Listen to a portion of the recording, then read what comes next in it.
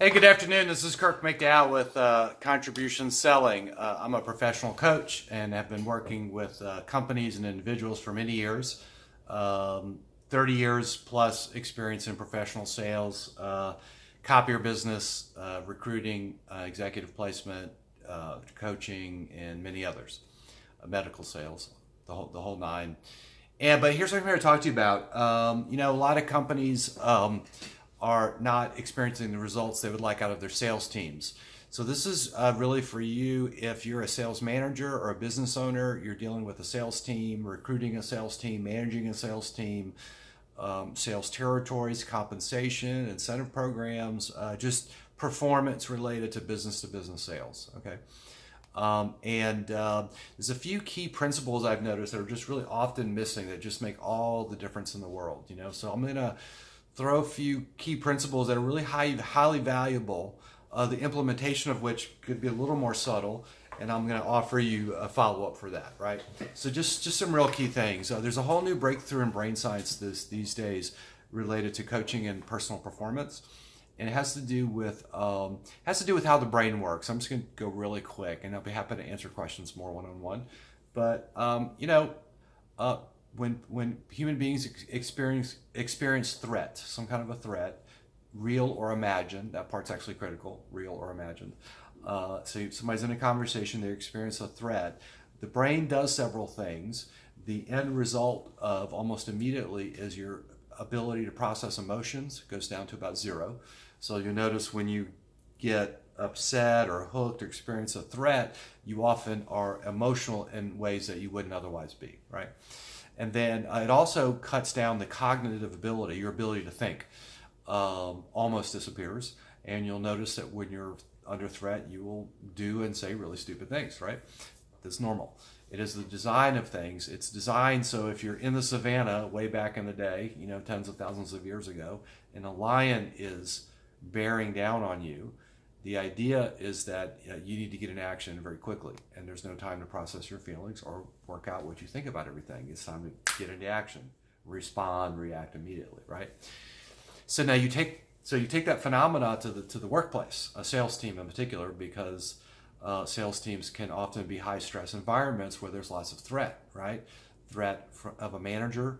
Lots of managers are very threatening and they don't even know it, right? So that could be you. But managers can be threatening, the environment can be threatening, competition can be threatening, reputation, et cetera, et cetera. So there's lots of threats, potential threats everywhere, right? And if this phenomena, if you're not cognizant to what's going on with your team, what's happening is you have a team of people who can't process their feelings and can't think, essentially, to some degree or another, right? And it all ebbs and flows. But the thing is, most people experience some kind of threat most of the time. I'm going to call this phenomena hijacked. Threat comes in, real or imagined. This is super critical. It's nothing to do with logic or common sense, right? Threat comes in, real or imagined. The reptilian part of the brain takes over, unable to think and process feelings, and there's this desire to react immediately. And so that's not a conducive environment, right? So when people are in an environment like that, they withdraw. They literally withdraw. They still show up. They'll still show up and take your paycheck, right? But they're not there. And they're meeting the minimum measures to not get fired if they're under threat, real or imagined, right? So your job as the leader or the manager is to really get up underneath this thing, right? Figure out, just first of all, just pretend like it's true. Pretend like everything I'm telling you is absolutely correct, right? It's worth it to start there. And then really start to get rigorous about where your people are not safe, specifically where you're the cause of it, either through your management team or yourself individually. There's a lot of training to be tough and bold and straight and all that kind of stuff, which is all fine, except if you leave people unsafe, they're literally unable to do what you want them to do. So that's the first part, right? Safety is not a fun, warm, woo-woo concept. It is the difference between your team performing and not performing, and safety has nothing to do with logic or common sense. You literally have to get in there and dig around and see what's going on. There are common things that trigger people, that have people feel unsafe, that I can assist you with, but a thoughtful approach could be sufficient. So that's one thing. The other thing is, listen, people love being part of a team. So this is people are social. right? So you can organize your team where people are fighting to perform for you, like literally fighting to perform for you.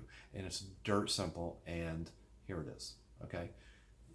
There's 4 components to this, I think, right? So the first component is people have to understand what the game is. If I'm a professional football player, I have to have some appreciation and understanding for how professional football works. There's 16 games over 17 weeks, there's playoffs, there's all these things, right? And for me to be powerful in the space of professional football, I have to know something about that, right? So general situational high-level awareness of what the heck we're doing. Who do we serve? How do we serve them? Why are we important? Why are we relevant? Why do we matter, right? It's important for your people to be grounded in that. That's number 1. Number 2, if I'm a quarterback in a professional football team, it's important that I understand that. And it's important that I understand what a quarterback does and what they don't do, and how a quarterback interacts with all the other players on the team. You see, it's critical, right? That's number 2. Number 3, I have to understand the play we're running right now. So if I understand we're playing football, and I understand I'm a quarterback, and I think we're running play number 17 and we're running play number 15, that's not going to go well, right? So understand the game, understand the position, understand the play, the initiative, the important, critical, time-sensitive thing we're up to today, right? Or this week, however your business works.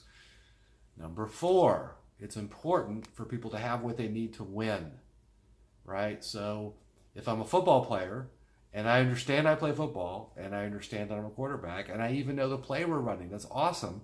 But if I don't have my shoulder pads and cleats, or if I have a question about a rule or something that happened and I don't get that question answered, I literally don't have what I need to win, right?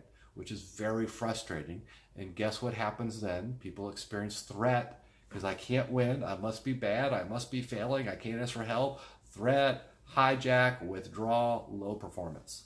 Okay? So I'm giving you 2 nuggets of gold related to team performance. Number 1, have your team feel safe. Don't worry about what makes sense. Have them feel safe. I can assist you with that. You're probably the problem because you're the leader. That's just how that works. I apologize, but you're probably the problem. But it's not a problem. Easily work through, okay? But it could be your managers. It could be anything, right? Number 2, the whole game of it. People got to understand what they're doing, what position they play, what the play is we're running, what are we doing right now, and do your people actually have what they need to succeed for you, right? So I could do this for hours. I'm not going to do that. Thank you for your time and patience. I hope that this has stirred something up in you, like, oh my goodness, maybe I should get into action about something. If that's the case, my phone number and my website are right there on the description. I'm offering you something. It's called a challenge call. It's a 30-minute conversation. There's no charge, and I'm not going to beat you up about doing business with me, right? But it's a 30-minute conversation where we can get to work on some of the things that you're dealing with, and I'll give you everything I got for 30 minutes. From there, pay as you go. We could talk about that. So that's on the table right now. You could click on the description on my website. There's a thing, schedule your challenge call. You would click that button and then schedule your challenge call. So that's great. If you're the CEO type, probably don't want to mess with that. My phone number's right there. You could literally call me right now, and I'll pick up the phone as appropriate. All right, so that's me, Kirk McDowell. Contribution selling, it's not just a fluffy, warm idea. This really works, and I can have it work for you and your team, okay? This is actually dovetailing a leadership course and my selling course together. But anyway, neither here nor there. I'll promise you extraordinary results, and I'll do whatever needs to be done to make that happen, including having you have a really awesome experience in the whole adventure of it, okay? So if you're dealing with something related to sales and performance and leadership with your team or your company, I would really like to offer myself as a resource for you to work through that and arrive at a location that you did not know existed, okay? Kind of a specialty of mine, all right? There's more available than I promise you're looking at right now. All right, I'm going to go. Kirk McDowell, hit me up, call me, click on my button, and share me. If you hear value in this, you want to share it, I'd love that too. Goodbye. Thank you. Talk to you soon. Bye-bye.